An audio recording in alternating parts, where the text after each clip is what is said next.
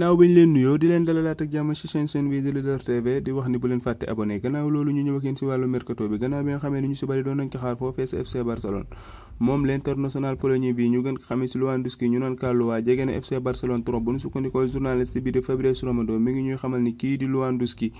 ma nga noonu tàggatoo ko équipe am yooyu ba pare ma nga noonu jubali sa FC Barcelone bu ñu sukkandikoo journaliste bi ba tey mi ngi ñuy xamal ni joueur beeg FC Barcelone contrat bi nga xam ne xaatim nañ ko mi ngi toll ci ñeenti at xaalis yi nga xam ne moo ci war a dem mi ngi toll ci 45 millions d'euros yokkal nañ ci 5 millions bonus yoo xam ne dañ ko war a jox tey nag dañ leen di gën a xamale kan mooy l'international polonais bi kan mooy Lewandowski nag mi ngi am ci fanweeri at ak ñett taayam nekk 1m87 moom Lewandowski mi poids am mi ngi toll ci 81 kilos moom Lewandowski mi nag attaquant la gannaaw bi nga xamee ni bari na club yoo xam ne jaar na ko foofee sa Allemagne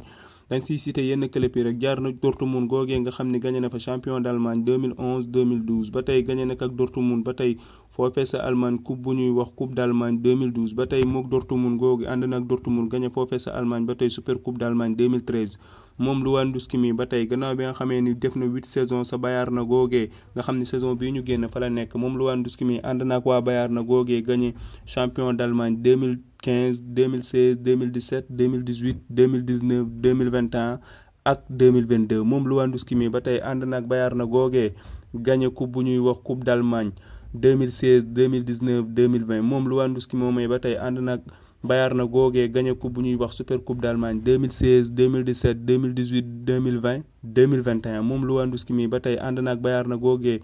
gagné coupe bu ñuy wax Ligue des champions boobee nga xam ni mooy trophée bi gën a rëy foofee sa Europe 2020 nag la ko gagné ànd saak waaye Bayern na googee ba tey moom Lewandowski mi gagné na super coupe bu ñuy wax super coupe UEFA nga xam ni Bayern na googee la sa àndal kii mooy grand Lewandowski ñu koy souhaité bonne chance di leen jaajëfal ba beneen ak yeneen di vidéo ak yeneen di jàngat jaa ngeen jëf